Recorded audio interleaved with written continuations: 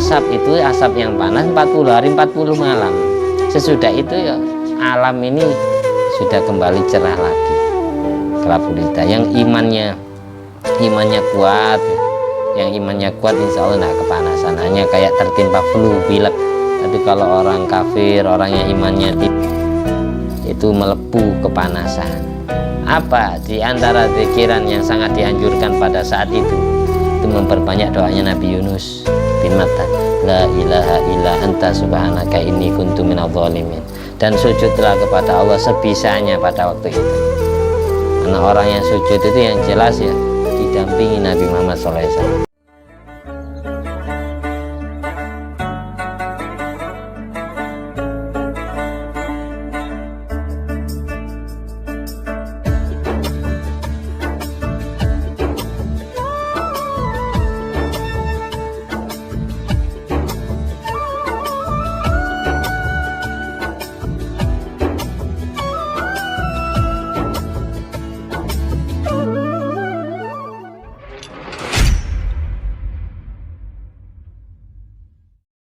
Assalamualaikum warahmatullahi wabarakatuh. Bismillahirrahmanirrahim. Alhamdulillahirabbil alamin alladzi bi ni'mati tatimmus sholihat wa bi dzikri sulahaihi tatanazzalur rahmat wal barakat. Wassalatu wassalam ala sayyidi sadat sayyidina maulana Muhammadin qutbil qadat wa ala alihi wa ashabihi alanjumi zahirat amma ba'du. Allahumma sholli ala ruhi sayyidina Muhammadin fil arwah wa ala jasadi fil ajsad wa ala qabrihi fil kubur wa ala alihi washabihi wasallim. Rabbi shrah li sadri wa yassir li amri wa hlul 'uqdatan min lisani yafqahu qawli. Rabbi zidni ilma warzuqni fahma. Allahumma iftah alaina futuhal arifin waj'alna khalisatan liwajhikal karim. Allahumma rzuqna fahman nabiyyin wa ilhamal malaikatil muqarrabin. Allahumma nawwir qulubana binuri hidayatika kama nawwartal arda binuri syamsika. Allahumma inna na'udzubika min ilmin la yanfa' wa qalbin la yakhsha wa amalin la yurfa' wa du'ain la yusma'. Rabbana anfa'na bima 'allamtana, Rabbi 'allimna alladhi yanfa'una, Rabbi faqihna wa faqih ahlana wa qarabati lana fi dinina. Allahumma inna na'udzubika min adzabil qabri wa min adzabin nar wa min fitnatil mahya wal mamat wa min fitnatil masihid dajjal. Ya Allah biha, ya Allah biha, ya Allah bi husnil khatimah. Allahumma sholli ala sayyidina Muhammadin wa ala ali sayyidina Muhammad ma'danil judi wal karam ba'il ilmi wal hilmi wal hikami wa barik wa sallim. Alhamdulillahi rabbil alamin. Al-Fatihah. A'udzubillahi minasyaitonirrajim. Bismillahirrahmanirrahim. Alhamdulillahirabbil alamin arrahmanirrahim maliki yaumiddin. Iyyaka na'budu wa iyyaka nasta'in ihdinas siratal mustaqim siratal ladzina an'amta 'alaihim ghairil maghdubi 'alaihim waladdallin. Amin. Alhamdulillah, malam hari ini pertemuan yang ke-9, episode yang ke-9 dalam kisah Isra Mi'raj yang sudah kita baca. Jadi sudah 8 episode di sebelumnya. Sekarang yang ke-9, pertemuan yang ke-9. Pasnya kitab Nurul Walam, Syarah Kitatul Awam, halaman 39 paling bawah sendiri. Redaksinya wa ba'da an jawazas sama as-sabi'a rufi'at lahu sidratul muntaha ay kushifa lahu anha fara'aha hiya ala hadir riwayah fis sama'i sabi'ah wa ruwiya annaha fis sama'i sadisah. Seperti itu. Tapi sebelum kita teruskan pembahasan kita awali dengan pembacaan Ummul Quran dengan selaksa damba. Semoga Allah meridhoi amal ibadah kita dan apa saja yang kita lakukan dalam setiap hari, dan kita semua mendapatkan syafaat uzma kelak di yaumul hisab dari Nabi Muhammad SAW. Kita semua dikumpulkan di surga bersama guru-guru kita, bersama kedua orang tua dan mbah-mbah kita, bersama semua kerabat, semua sahabat-sahabat kita, dengan Nabi Muhammad SAW di surganya Allah. Selamat dunia sampai akhirat, bahagia dunia sampai akhirat, diberi kecukupan dalam urusan dunia, agama dan akhiratnya. ala hadiniyat wa ala kuniyatin sholihah wa ala kulli man wa salafus sholeh wa ala kulli niyati jami'i masyaikhina wa khususan masyaikhita kiri awalan wa akhiran Sayyid Sulaiman kaman wa kamahli kabutanin kan rasan batim ke baradalanu kabdal audu bin arbim dal jalib bin fadil kan rasan bin madhalin wa siraj milatu wa tina sa'duna ka hasanin Muhammad bakin kabil alim abdul jalal man abdul jalal madfu anur rasan wa ala kulli niyati jami muallif hadal kitab wa khususan ila ruhi Sayyid Ahmad Al-Marzuki wa ila ruhi Sayyid Muhammad bin Umar Al-Jawal Bandani Sayyid Muhammad Khalid bin Abdullah di Bangkalan wa ala jami arwahi awliyaitis wa khususan Sunan Gresik, Sunan Ampel, Sunan Giri, Sunan Bonan, Sunan Derajat, Sunan Kudus, Sunan Gunung Jati, Sunan Kalijogo, Sunan Muria, Syekh Jumatil Kubra Jamaluddin Akbar Husain bin Ahmad Syarif, Syekh Jalal bin Abdul Malkhan, wala jami arwahi walidaina. Nama kedua orang tua mbah-mbahnya sebut.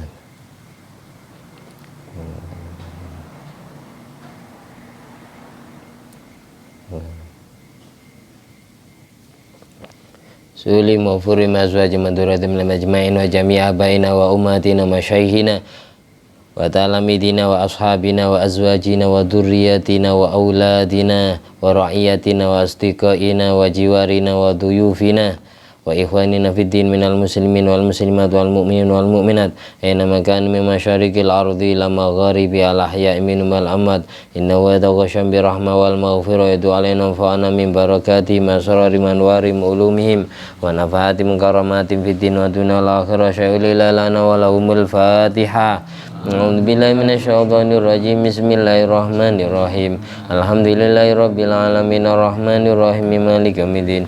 Iyyaka na'budu wa iyyaka nasta'in ihdinas siratal mustaqim siratal ladzina an'amta 'alaihim ghairil maghdubi 'alaihim waladdallin amin.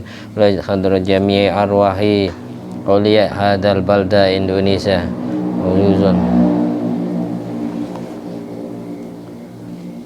Al-Fatihah. A'udzubillahi minasyaitonir rajim. Bismillahirrahmanirrahim. Alhamdulillahirabbil alamin arrahmanir rahim maliki yaumiddin. Iyyaka na'budu wa iyyaka nasta'in ihdinas siratal mustaqim siratal ladzina an'amta 'alaihim ghairil maghdubi 'alaihim waladdallin amin. Di pertemuan sebelumnya sudah dijelaskan Nabi sudah sampai melewati langit pertama, langit kedua, langit ketiga, langit keempat, langit kelima, keenam, dan ketujuh. Bertemu 8 nabi-nabinya Allah, diantaranya yaitu Nabi Adam, Nabi Isa, Nabi Yahya, Nabi Idris, Nabi Yusuf, Nabi Harun, Nabi Musa, dan Nabi Ibrahim. 8 nabi ini yang bertemu dengan Rasulullah SAW di langit, mulai langit pertama sampai langit 7. Mengapa? Hikmahnya kemarin dijelaskan, wa hikmatu takhsisi haula bil liqa al isyarah bikullin ilama sayaqau lahu sallallahu alaihi wasallam mimma yunasibu ma waqa'a li kullin minhum. Mengisyaratkan bahwa semua kejadian, semua peristiwa yang pernah dialami oleh 8 nabi ini juga akan dialami oleh Rasulullah SAW di masa hidupnya. Jadi kalau 8 nabi ini punya musibah, punya ujian, punya masalah hidup masing-masing, 8 masalah hidupnya 8 nabi ini Allah gabung jadi satu, Allah berikan kepada Nabi Muhammad SAW semua. Jadi ujiannya dan rintangannya lebih berat. Baik itu. Pernah dialami Nabi Muhammad SAW. Jadi isyaratnya gitu. Kenapa kok cuma 8 nabi ini? Padahal jumlahnya nabi Allah 124.000 nabi. Jumlah yang jadi Rasul 313. Yang wajib kita ketahui 25. Kok yang Allah pilih cuma 8 ini saja? Karena kisahnya 8 nabi yang bertemu dengan Nabi dalam perjalanan Isra Mi'raj itu akan dialami juga oleh Nabi Muhammad SAW mulai sejak beliau terlahir ke dunia sampai beliau meninggal dunia. Seperti itu hikmahnya di. Sekarang kita lanjut. Kemarin dijelaskan bahwa Nabi Muhammad SAW di langit ke-7 bertemu dengan datuknya sendiri, yaitu Nabi Ibrahim alaihissalam. Wa ba'da an jawazas sama asabi'ah. Ini sekarang yang kita baca. Sesudah Nabi melewati langit 7, sudah bertemu dengan mbahnya sendiri, yaitu Nabi Ibrahim alaihissalam, Nabi melanjutkan perjalanannya. melebihi langit 7. Rufi'at lahu sidratul muntaha ay kusyifah, dibukakan hijab, Allah bukakan hijab untuk Nabi Muhammad SAW lahu anha, tentang sidratil muntaha. Faro'aha, dan Nabi menyaksikan sidratil muntaha. Wahiyya al-hadir riwayat fi sama isabi'ah waruya anna fi sama isadisah, halaman 40 paling atas sendiri. Menurut riwayat ini berarti Nabi melihat sidratil muntaha itu di langit ke-7. Ada riwayat lain Nabi melihat sidratil muntaha itu di langit ke-6. Apa sidratil muntaha itu? Kalau di Hasyiatus Sawi ini dijelaskan, sidratil muntaha adalah sumiat bidalik, sidratul muntaha itu sajaratu bakin. Sajaratu bakin itu pohon kelampis, pepohonan yang ada di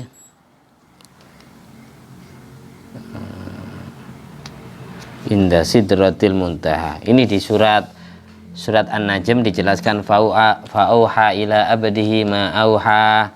Allah memberikan wahyu kepada hambanya yaitu malaikat Jibril terhadap wahyu yang akan disampaikan malaikat Jibril kepada Nabi Muhammad SAW. Maka dzabal fuadu ma ra'a.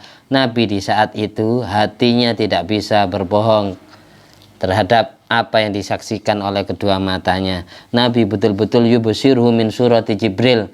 Nabi melihat bentuk rupa malaikat Jibril yang asli. Kalau di sini dijelaskan innali sitami'ati janahatin. Malaikat Jibril mempunyai 600 sayap. Serem kan, 600 sayap ya. Nabi melihat dengan mata kepalanya bentuk rupa malaikat Jibril. Afatumarunahu ala ma yarah, apakah kalian semua wahai orang kafir berani mendebati Muhammad atas sesuatu yang sudah disaksikan oleh penglihatannya? Walaqad ra'ahu nazlatan ukhra, sungguh Muhammad sejak itu melihat bentuk rupa malaikat Jibril inda sidratil muntaha, melihatnya di sidratil muntaha. Lama usriya bihi fis samawat, pada saat Nabi di Isra Mi'rajkan oleh Allah melewati beberapa langit. Di atas langit 7 ada sidratil muntaha. Apa sidratil muntaha? Wahya sajaratun nabakin, pepohonan kelampis, an yaminil arash, yang posisinya ada di sebelah kanannya arash. Arash itu hutannya langit. La yujawizuha ahadun minal malaikah wa ghairihim, yang mana sidratil muntaha, pepohonan langit itu tidak dapat dilampaui, tidak dapat dilewati oleh makhluk-makhluk Allah selain makhluk yang Allah izini. Malaikat-malaikat pun tidak ada yang bisa lewat sidratil muntaha. Kata-kata sidrohnya, sebuah tempat al-muntaha itu finish, batas makhluk Allah sampai di situ. Kenapa kok disebut sidratil muntaha? Sumiyat bidalik imma li'annahu yantahi ilaihi ma yahbitu min fauqiha, karena sesuatu yang naik dari bumi ke atas langit sampainya di sidratil muntaha.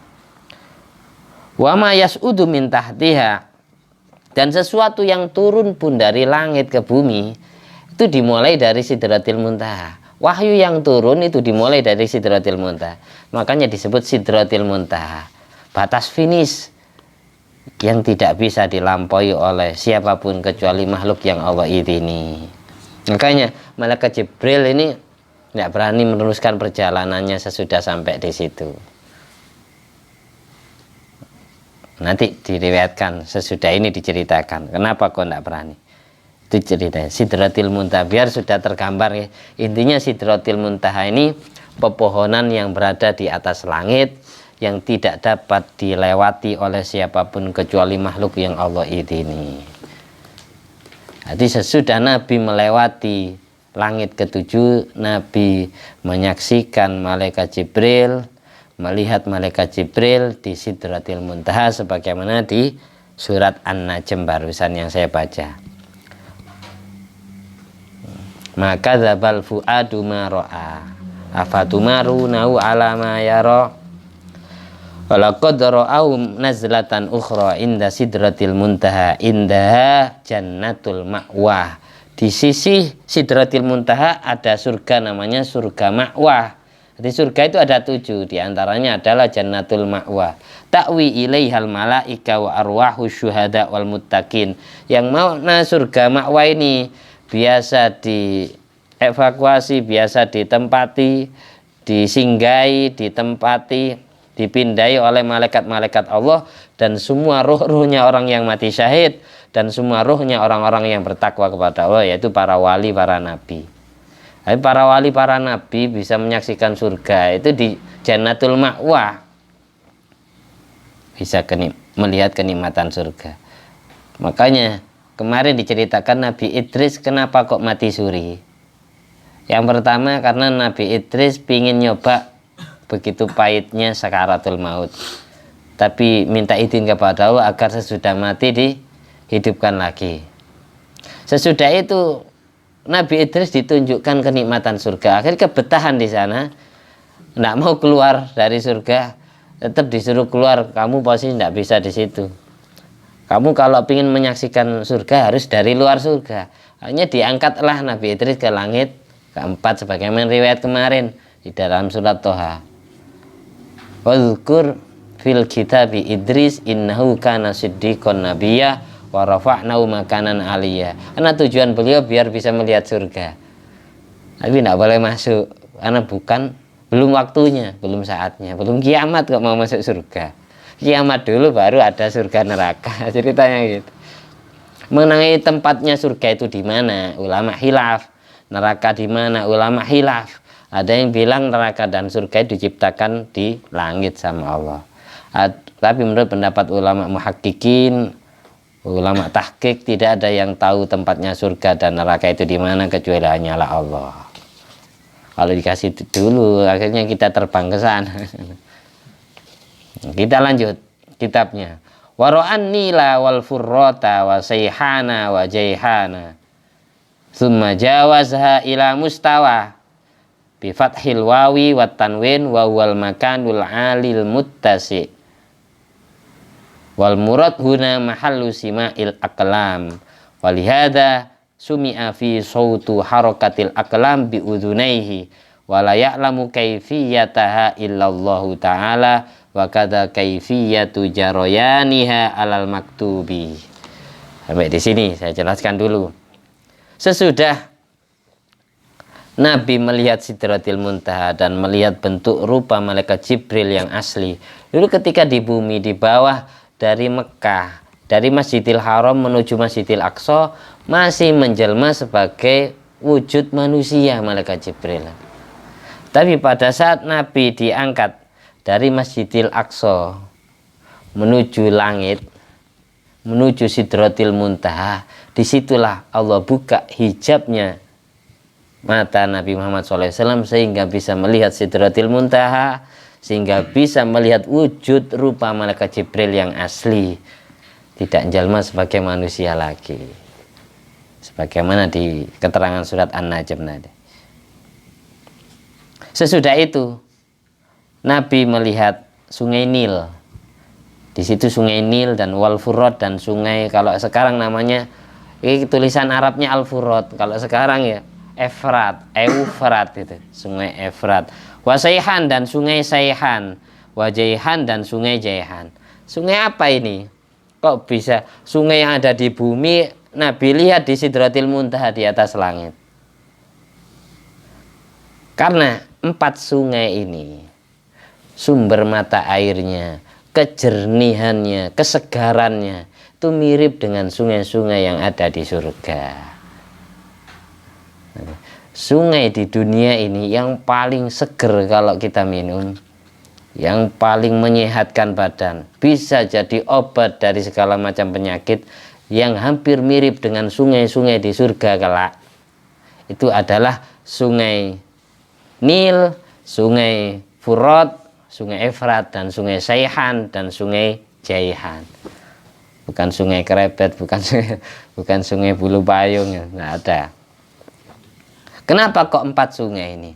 Karena sungai di surga itu juga ada 4. sebagaimana disebutkan di surat Muhammad, masalul jannatil lati wa'idal muttaqun fiha anharum min ghairi asin wa anharum min ma'in ghairi asin wa anharum min khamril ladzatil lisyaribin wa anharun musaffa lisyaribin wa anharun min asalin musaffan syaribin. Di sungai-sungai di surga itu ada 4 juga. Sungai yang tidak, rasanya tidak berubah, selalu tawar. Sungai yang tidak sama kayak air susu ibu yang asalnya darah jadi putih, kan itu. Air susu ibu kan itu berubah. Kalau sungai-sungai di surga itu lam yataghayyar ta'mu mimma'in ghairi asin, mimma'in ghairi asin, air yang tidak bisa berubah, tidak sama seperti berubahnya darah sehingga menjadi ASI ibu. Aslinya semua ASI ibu itu darah, karena darah haid. Oleh karena semua orang hamil itu tidak ada yang keluar darah haid. Karena darah haidnya wanita hamil itu Allah jadikan wida, sarapan untuk janin, yang pertama. Yang kedua, Allah jadikan ASI, air susu ibu sesudah yang akan dihisap sesudah lahir. Yang ketiga, sungai darah haid itu menjadi darah nifas yang akan keluar sesudah bayi terlahir. Kayak gitu. Makanya semua manusia itu pernah minum darah. Aslinya pernah minum darah haid. Lewat mana minumnya? Lewat pusar. Oleh karena itu pusarnya bayi yang baru lahir panjang. Karena mengkonsumsi darah haidnya ibu hamil, sang janin itu dikasih selang sama Allah, ibaratkan itu. Selangnya lewat pusar. Sehingga ketika lahir, pusar itu wajib dipotong. Bukan hanya khitan, bukan hanya sunat yang wajib, tapi pusar pun wajib dipotong. Tujuannya apa? Biar makan, biar mengkonsumsi makanan lewat jalan yang sudah Allah persiapkan, yaitu mulut. Jadi janin yang ada di rahim ibu itu mingkem mulutnya, terus makannya itu lewat perut, lewat pusar tadi. Tapi ketika lahir mulutnya dibuka sama Allah. Dari situ kita dapat ambil pelajaran, ternyata manusia itu tidak boleh mengkonsumsi makanan haram lewat mulut. Sudah diajari mulai sebelum lahir kan, darah najis kayak gitu. Di situ hikmahnya. Kita lanjut. Sungai Nil, Sungai Efrat. Tadi di antara sungai surga tadi ada mimma'in ghairi asin, air yang tidak berubah, selalu tawar. Mimma'in lam yataghayyar ta'mu, yang kedua, air yang tidak bisa berubah rasanya. Rasanya selalu segar, tidak dapat tercemari oleh rasa manapun. Yang ketiga, sungai-sungai surga itu min khamrin ladzatil lisyaribin, sungai yang terbuat dari arak yang sangat lezat dikonsumsi oleh orang yang meminumnya. Oleh karena itu bir khamr diharamkan apa? Karena minuman surga, tidak pantas dikonsumsi di dunia. Di dunia suruh tirakat. Yang keempat, min labanin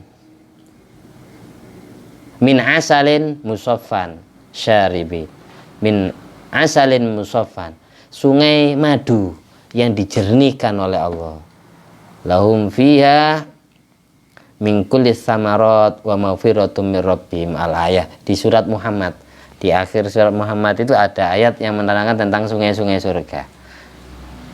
Saya pertama kali tahu ayat itu, pernah saya mimpi ada orang yang menuntun suruh baca ayat itu. Sesudah bangun saya cari beneran ayatnya di Quran, ternyata ada beneran. Ini cocok dengan jadi saya suruh baca surat Muhammad pada waktu itu. Ternyata cocok. Sungai surga jumlahnya ada 4. Kalau kita masih belum pingin tahu sungai surga seperti apa, datanglah ke sungai Nil, datanglah ke sungai Efrat, datanglah ke sungai Saihan sama Jaihan. 4 sungai di dunia ini menjadi lambang dan ada kemiripan dengan sungai surga 4 yang kelak kita akan bisa mengkonsumsinya. Minum 1 tetes saja sudah tidak mungkin haus. Nah, di mana sungai Nil? Sungai Nil ini sangat panjang. Kepanjangan sungai Nil ini sampai melewati 10 negara. Mulai dari negara Egypt atau Mesir, negara Uganda, negara Kongo, negara Kenya, Tajikistan, negara Eritrea, negara Ethiopia. Itu yang dulu namanya Habasha itu. Sekarang jadi 2 negara, Eritrea sama Ethiopia. Ada negara sampai terakhir sungai Nil memanjangnya sampai Biladun Naubah. Biladun Naubah itu negara Sudan. Maka ada 10 negara yang dilewati oleh sungai Nil. Tapi terkenalnya kalau sudah bilang sungai Nil yang dimaksud adalah negara Mesir. Jadi intinya dari Asia memanjang ke Afrika Selatan. Kalau Mesir ikut benua Asia kan. Sudan ikut Afrika. Kenya, Kongo, Uganda itu ikut benua Afrika. Dan Saudi Arabia, di baratnya Saudi ada Laut Merah, Bahrul Ahmar, Bahrul Kulzum, Laut Mediterranean. Lalu di baratnya lagi ada negara Mesir, ada negara Uganda, ada negara Kongo, Kenya, ada negara Eritrea, Ethiopia, ada negara Biladun Naubah. Di situ memanjangnya sungai Nil di situ. Sungai yang paling segar, jernih ya. Jadi kalau sudah bilang sungai Nil ya, itu memanjang dari benua Asia sampai Afrika, mulai dari Mesir sampai Sudan. Kayak gitu. Terus sungai Al-Furat, sungai Efrat. Di sebelahnya Furat, Efrat itu ada sungai Dajlah. Kalau tulisan Arabnya Dajlah, kalau kita baca kitab-kitab sejarah itu Dal, Jim, Lam, tak marbuto, Dajlah. Al-Furat. Tapi namanya kalau ditulis Latin Al-Furat itu Efrat. Sedang Dajlah namanya sekarang Tigris. Ini 2 sungai yang bersebelahan. Sungai Efrat dan sungai Tigris ini bersumber dari pegunungan Armenia yang ada di negara Turki. Jadi sumbernya sungai Tigris dan sungai Efrat ini bersumber dari pegunungan Armenia yang ada di negara Turki.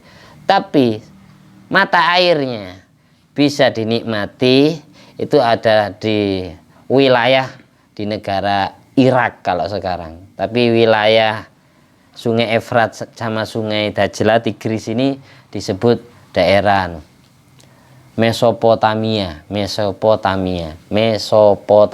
Agak susah ya. Ini adalah daerah yang ada di wilayah Irak sana. Dan sungai Efrat ini bahkan sering disebutkan banyak hadis-hadis Sahih Bukhari, Sahih Muslim disebutkan la taqumu sa'ah hatta yahsirul furrat. Kiamat tidak akan terjadi sebelum sungai Efrat mengering. Anjabalin min zahabin. Dan di situ pula akan nampak gunung emas. Sesudah keringnya sungai Efrat akan nampak gunung emas. Dan di situ pula ada fitnah Dajjal. Barang siapa yang melihat dan mendengar berita kalau di situ ada gunung emas, janganlah mendekat. Karena orang yang mendekat pasti mereka akan saling bunuh, rebutan harta kekayaan, rebutan emas. 100 orang yang berperang, yang saling membunuh, 99 yang tewas, 1 yang hidup. 100 orang yang membunuh, saling bunuh-membunuh, 99 meninggal, tinggal 1, dan seterusnya. Semua yang mati dan semua yang membunuh itu masuk neraka. Karena mereka termasuk orang-orang yang terkena fitnah Dajjal. Kalau sekarang sudah kedalamannya tinggal berapa kilometer, sudah mulai mengering sungai Efrat ini. Kalau sudah sungai Efrat ini mengering, ini sudah menjadi tanda-tanda kiamat sudah dekat. Apalagi kalau sudah Danau Tiberias, sudah Asad, siap-siap Dajjal mau keluar. Danau Tiberias itu di Palestina sana. Sungai Efrat intinya kalau sudah bilang Sungai Efrat, yang dimaksud adalah di negara Irak. Negara Irak itu negara yang berada di pinggirnya Iran, yang ada di utaranya Saudi Arabia, itu namanya Irak. Yang ada di timurnya Palestina, di timurnya Suriah, di timurnya Lebanon, di timurnya Yordania, itu negara Irak. Ya, meskipun tidak pernah nyampe ke sana tergambar ya.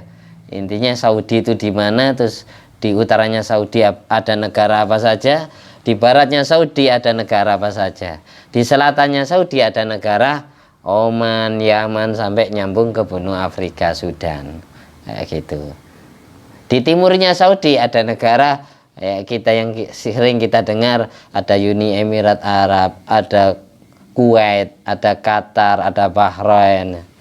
Tuh, kalau sudah Uni Emirat Arab bukan Saudi Arabia, beda ya, beda negara. Seperti itu. Jadi Saudi diapit beberapa negara tersebut. Kalau Saudi Arabia akan ikut benua Asia. Jadi besok ya, kapan kita yang nyampe ke sana? Wallahu a'lam.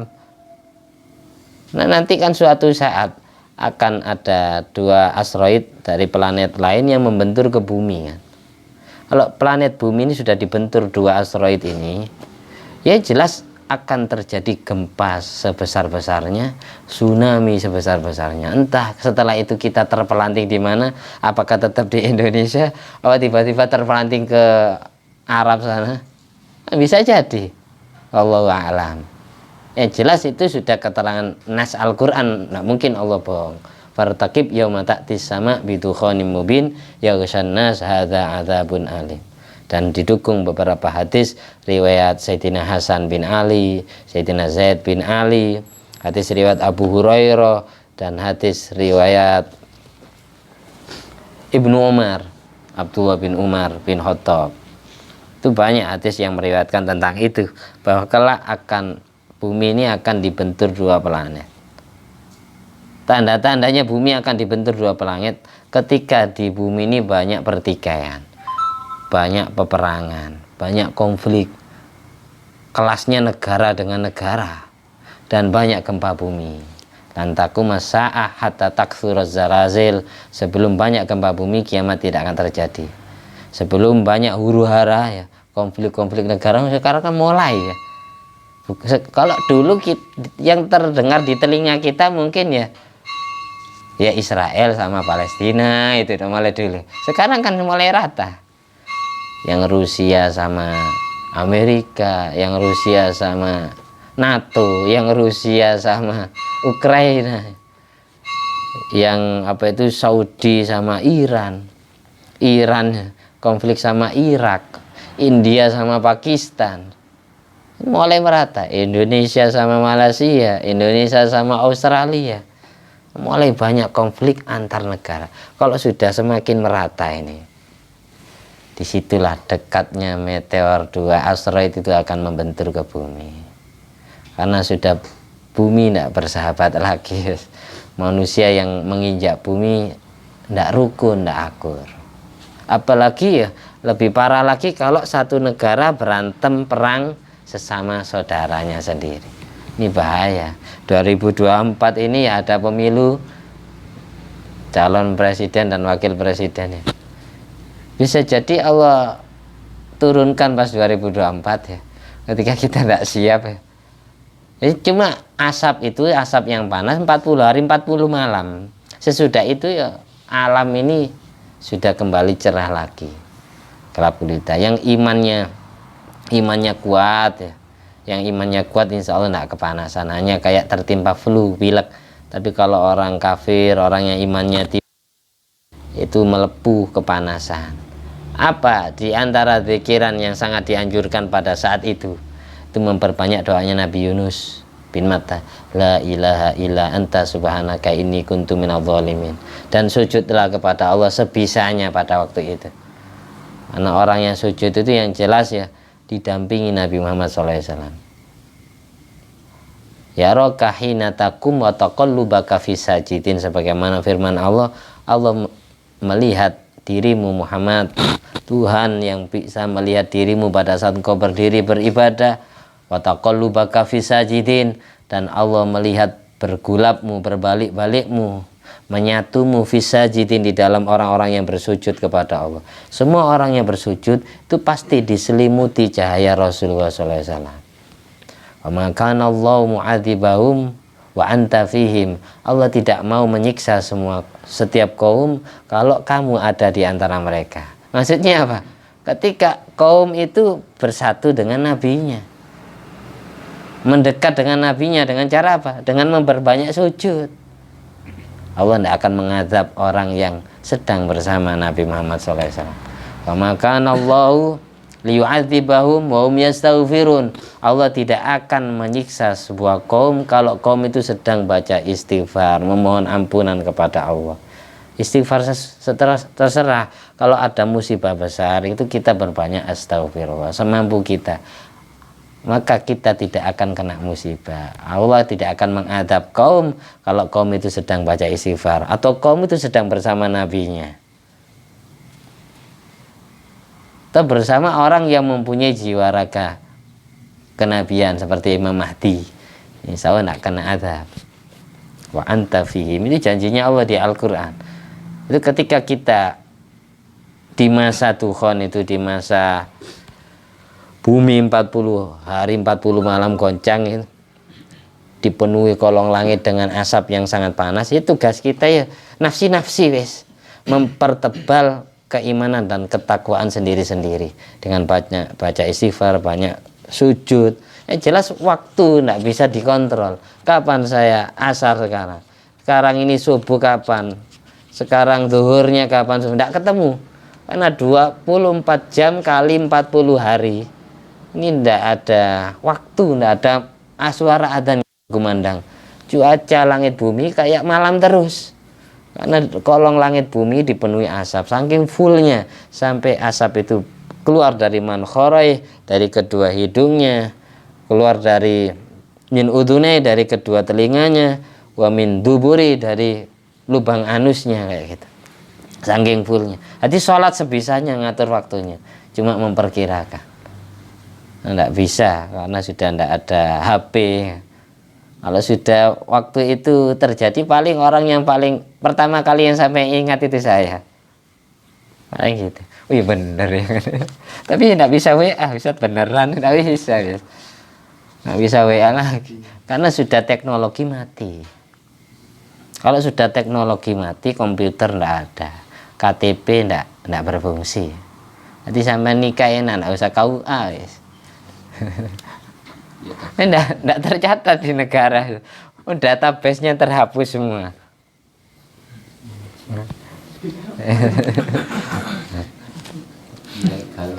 Iya, nafsi.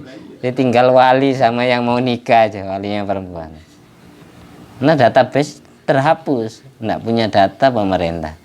Disitulah mulai nanti sesudah Tuhan itu tambah semakin keruh permusuhan dan peperangan. Orang perang zaman itu akan kembali di zaman kayak zamannya Nabi Muhammad SAW, yaitu pakai pedang, pakai tombak, tidak ada yang pakai bom nuklir. Ini Rusia yang mau siap-siap perang nuklir sama Amerika Serikat, entah kapan ini, entah jadi damai. Kalau jadi damai masih lama berarti Tuhannya, tapi kalau sudah keruh lagi, ini berarti sampai siap-siap ya. Banyak istighfar, banyak baca Quran, yang sering puasa semampunya. Cita-cita hapus semua. Cuma cita-cita terlalu tinggi dan banyak yang ada di memori-memori kita, setelah itu hangus. Ngumpulkan uang tidak ada gunanya. Kayak besok, makanya pesannya Mbak Iman Zubair Al-Marfulain, suatu saat seluruh dunia akan butuh kepada Indonesia. Indonesia akan jadi kiblatnya umat Islam di seluruh dunia. Kemungkinan sesudah itu yang paling subur cuma Indonesia sama Saudi, kemungkinan. Ketika yang lain mengering, ya kelaparan. Sudah tidak ada gunanya uang, tidak ada gunanya. Yang masih bertahan ya masih dihidupkan sama Allah, yang tidak bertahan ya mati gitu aja.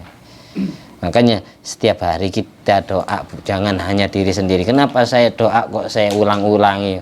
Allahumma inna na'udzubika min adzabil qabri wa min adzabin nar wa min fitnatil mahya wal mamat wa min fitnatil masiihid dajjal. Inna itu kami, saya niati kami, saya dan sekeluarga kami, saya dan seluruh kerabat saya, kami, saya dan seluruh sahabat saya, santri-santri saya, orang-orang yang kenal dan dekat dengan saya, kami seluruh bangsa Indonesia, kami orang-orang yang tinggal sekota, kami seluruh umat Nabi Muhammad SAW. Jadi niatan kami ke situ semua, dhamirnya enna. Oleh karena itu di Fatihah Allah tidak ngajari kita doa ihdinis siratal mustaqim, tapi ihdinas siratal mustaqim. Ya Allah, berilah kami hidayah, kami seluruh umat Nabi Muhammad.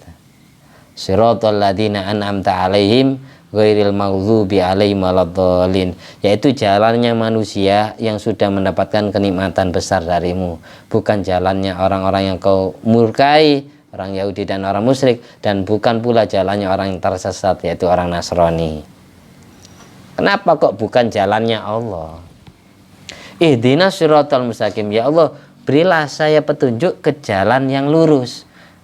Yang dimaksud jalan yang lurus, siratal ladzina an'amta alaihim, yaitu jalannya manusia, jalannya para nabi, jalannya para wali, jalannya para ulama.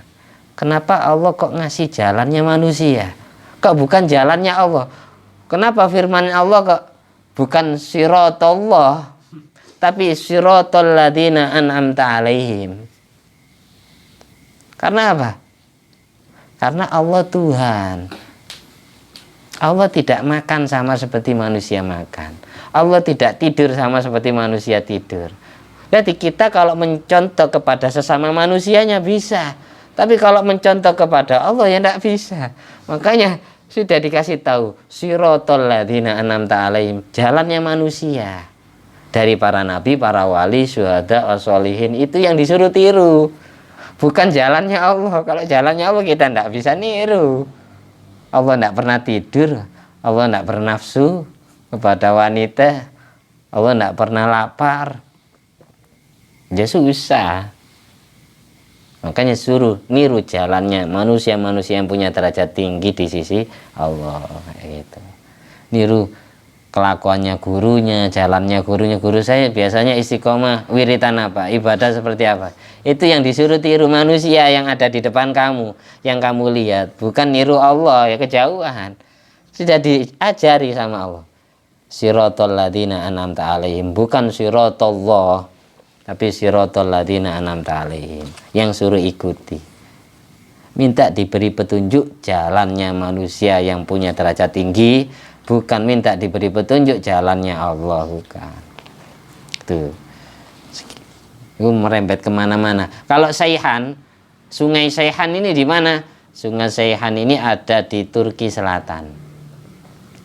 Sungai Seyhan. Kalau sungai Ceyhan ini ada di, yang punya sungai Ceyhan ini negara Turki sama negara Suriah. Jadi yang menjadi perbatasan negara Suriah sama negara Turki itu adalah sungai Ceyhan. Jadi sungai Ceyhan bisa dibilang milik orang Turki, bisa dibilang milik orang Suriah. Kalau sungai Seyhan yang pakai sin itu ada di Turki Selatan. Karena kita tidak pernah nyampe ke sana, yang penting tergambar ya. Barangkali suatu saat kita nyampe ke sana. Karena kemunculan Imam Mahdi ya di daerah sana kan, Iran, Irak nanti. Meskipun datangnya dari timur, tapi nyampenya di sana nanti. Karena apa? Membela orang Palestina dan orang-orang yang terbantai oleh orang Yahudi di daerah sana. Tetap nyampe ke Masjidil Aqsa, barangkali sesudah Tuhan itu.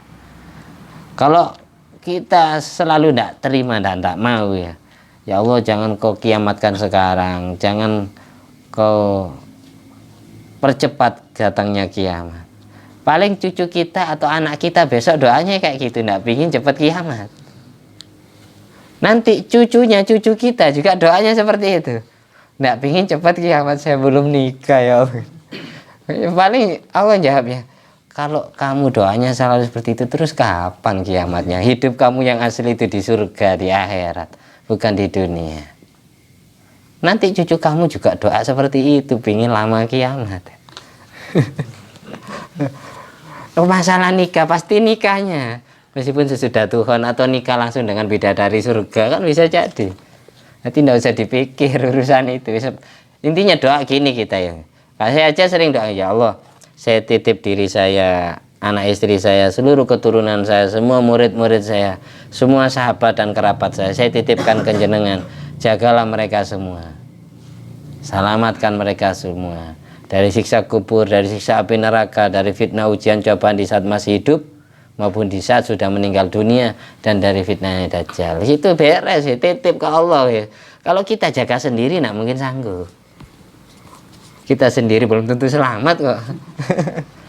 Doa yang benar gitu, sebagaimana doanya Habib Abdullah bin Alwi Al-Haddad itu di doa surat Yasin, Allahumma inna nastahfidzuka wa nastaudi'uka dinana wa anfusana wa ahlana wa auladana wa amwalana wa kulla syai'in a'taitana.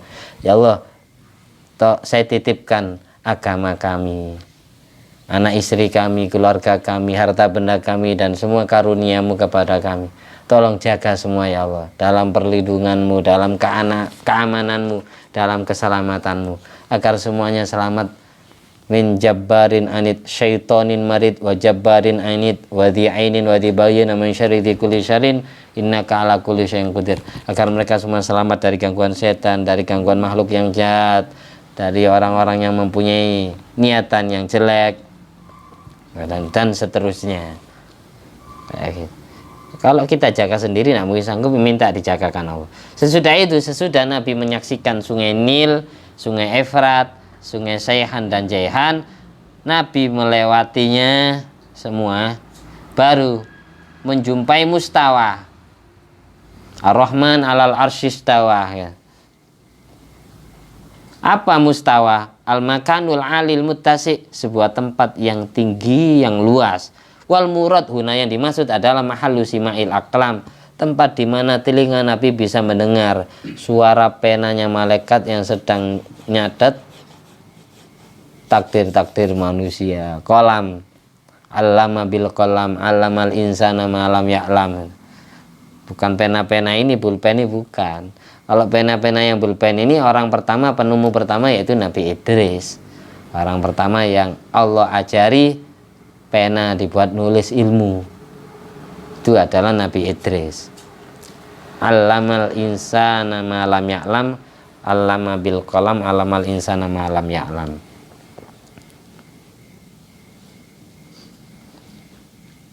Walihada sumi'a fi sautu harakatil aqlam bi udhunai wala ya'lamu kaifiyatha illallah. Tidak ada yang tahu Nabi bisa mendengarkan suaranya pena dengan kedua telinga kecuali Allah yang tahu, dan kaifiyah jarwannya alal maktub, dan sifat berjalannya pena-pena langit itu di buku yang ditulis, catatan yang ditulis seperti apa, yang hanya tahu cuma Allah, tidak dijelaskan secara detail di Al-Quran maupun di hadis Nabi.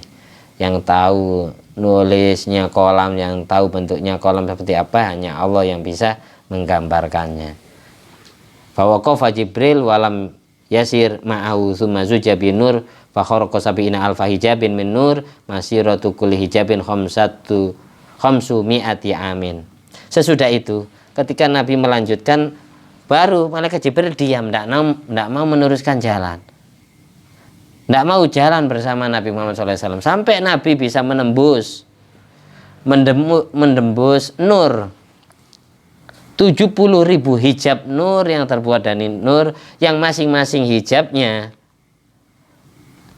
jadi 70.000 hijab nur yang masing-masing hijabnya itu perjalanan 500 tahun. Itu yang ditembus oleh Nabi. Tapi sayang malaikat Jibril tidak meneruskan jalan. Ketika Nabi lewat atau menembus 70.000 hijab yang terbuat dari cahaya, dari nur, yang masing-masing hijab itu perjalanan sama seperti orang jalan kaki 500 tahun. Dalam riwayat, An-Nabi sallallahu alaihi wasallam qala li Jibril, akhiru fil maqam. Qala li Jibril lamma ta'akhkhara fil maqam ayatrukul khalilu khalilahu. Pada saat malaikat Jibril diam, tidak mau meneruskan jalan, Nabi sudah menembus 70.000 hijab nur. Malaikat Jibril tidak mau meneruskan jalan. Apakah seperti ini seorang kekasih mau meninggalkan kekasihnya? Nabi bertanya seperti itu kepada malaikat Jibril. Ayatrukul khalilu khalilah. Apakah tega kamu wahai Jibril meninggalkan kekasihmu jalan sendiri? Oh, tidak diteruskan jalannya wahai Jibril. Lalu malaikat Jibril jawab, faqala lahu Jibril, hadza maqami, inilah makomku Muhammad, inilah pangkatku Muhammad, inilah kedudukanku Muhammad, tidak sama sepertimu. Walau jawaztuhu la ahraqanin nur, kalau aku teruskan jalan mengikuti kamu Muhammad, maka aku niscaya akan terbakar oleh cahaya-cahaya itu. Saya tidak berani, saya mati. Malaikat Jibril dibatasi sampai di situ sama Allah. Yang hanya diizini bisa menembus 70.000 cahaya hijab itu cuma dirimu Muhammad, dari semua makhluknya Allah. Saya pun tidak dapat izin, saya tidak berani meneruskan. Kalau saya teruskan, saya yang terbakar, saya mati. Tugas saya masih banyak sampai hari kiamat nanti. Faqala sallallahu alaihi wasallam li Jibril, alaka hajatun inda rabbik. Ya sudah kalau gitu, apakah kamu punya keperluan, hajat kepada Allah? Nanti saya aturkan, kalau saya ketemu Allah saya sampaikan. Apakah kamu punya hajat Jibril? Ada yang perlu kamu titipkan kepada saya? Malaikat Jibril jawab, salillah ayadzanali an abasato janahi ala sirat li ummatika hatta tajuza alaih. Wahai Muhammad, mintalah izin kepada Allah agar aku diizini sama Allah kelak ketika di akhirat nanti ya, saya bisa menebarkan sayap untuk umatmu, semua umatmu yang sedang melewati Shiratal Mustaqim, jembatan yang terbentang di atas neraka jahanam. Mintakan kepada Allah biar saya diizini sama Allah bisa menaungkan sayapku kepada seluruh umatmu kelak. Itu permintaan saya, cuma itu. Akhirnya disampaikan beneran sama Nabi Muhammad SAW. Falamma waqafa sallallahu alaihi wasallam fi maqamil khitab, ketika Nabi sudah diam di makom khitab, makom berdialog dengan Allah, faqala Allah taala lahu aina hajatu Jibril ya Muhammad. Apa hajatnya Jibril? Jibril pesan apa kepadamu Muhammad? Akhirnya Nabi Muhammad SAW jawab, ya Rabb anta a'lam, engkau lebih tahu, tanpa perlu saya sampaikan pun jenengan pasti tahu, karena jenengan Tuhan, masa Tuhan tidak tahu perbincangan makhluk sesama makhluknya. Ya Rabb anta a'lam, jenengan lebih tahu apa permintaan Jibril. Akhirnya Allah jawab, qad ajabtuhu waliman uhibbuka wa sahibaka intaha. Sampaikan kepada Jibril, aku kabulkan permintaannya. Aku akan mengabulkan permintaan Jibril dan permintaan manusia-manusia atau makhluk-makhluk yang cinta kepadamu dan manusia-manusia yang bersahabat denganmu. Arti semua sahabatmu, semua umat yang mencintaimu, mereka akan selamat ketika melintasi jembatan Shiratal Mustaqim. Disitulah pentingnya baca sholawat, di situ diantaranya. Kalau kita tidak baca sholawat berarti orang yang sombong merasa dirinya sok ahli surga. Kalau kita cerita tentang sungai-sungai surga tadi ya, kayak kita pingin masuk surga, kalau kita timbang amal ibadah kita ya nak nyampe masuk surga. Ya kita hitung-hitung 24 jam kita ngapain saja ya, mungkin ya 14 jamnya ibadah mungkin. Nah mungkin ibadah kita kalau kita total ya, mungkin ya 20 menit lah yang asli ibadah itu, sisanya itu maksiat atau yang ngobrol, bengong, tidur ya. Mau jadi ahli surga ya tidak pantas aslinya, banyakan ahli nerakanya. Disitulah pentingnya kita dapat syafaat, mengharapkan syafaat dari Nabi Muhammad SAW dan mengharapkan syafaat dari guru-guru kita, orang tua kita yang jadi wali Allah, kekasih Allah. Di situ pentingnya. Kenapa kok kita diwajibkan berguru? Nah, biar guru yang jadi wali itu bisa mensyafaati kita di hadapan Allah nanti, nolong kita. Itu santri saya. Nabi ini umat jenengan, ini ahli baca sholawat jenengan, ini senang ilmu dan senang ulama, senang pada jenengan, tolong. Jelas seperti itu namanya syafaat, gambar gampangnya. Tapi kalau kita tidak pernah berjasa, tidak pernah mengirimkan sholawat, itu Nabi balasnya pakai apa? Sholawat tidak pernah, cinta ya benci ulama, ya benci kanjeng Nabi, ndak ahli sholawat, ahli maulidan, mau dapat syafaat ya jauh. Kalau Nabi sudah tidak mensyafaati, apalagi Allah ya tambah tidak meridhoi. Intinya hidup itu dapat ridha Allah, dapat syafaat Rasulullah, intinya di situ. Mudah-mudahan kita dan seluruh kerabat keluarga kita, seluruh anak cucu kita, seluruh sahabat kita termasuk golongan orang-orang yang mendapatkan ridha Allah dan syafaat Nabi Muhammad SAW.